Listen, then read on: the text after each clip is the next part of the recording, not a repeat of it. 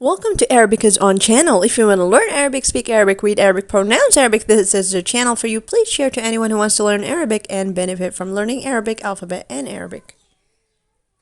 Today we're going to learn the 27th letter, which is حرف الواو, letter wow. Yay, good for you. You have almost reached the end. Only one letter is left from the 28 Arabic letters, Arabic alphabet. Now wow with fatha wa, و والضمة وي with كسرة مد بالألف وا مد بالواو مد بالياء وي. To this lesson you have to be able to know all these things from previous lessons, and by now you should be a pro and you have learned a lot.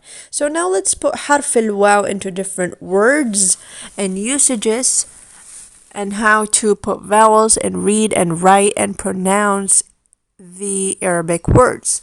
So the first word is ورقة, paper. The second word is وردة, flower. The third word is طويل, tall, tall man.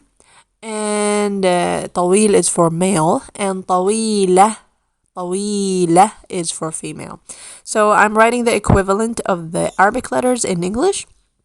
And now we're going to put the vowels. فتحة فتحة فتحة تنوين ضم وراقة تن. The تنوين ضم makes the n sound.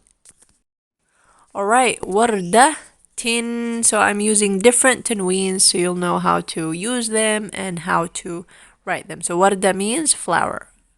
That's فتحة سكون فتحة تنوين كسر. And then for طويل, فتحة, the wow has مد بالياء, and then the tanween فتح, two فتحة, and then extra alif. That's how we write that tanween فتح for all the letters except the ta مربوطة and the hamza in some cases.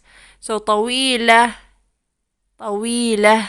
So there's no vowel at the ta مربوطة. We read it as a H and it means a tall woman. ورقة, وردة, طويل, طويلة. Alright, we've reached to the very end of this very short video.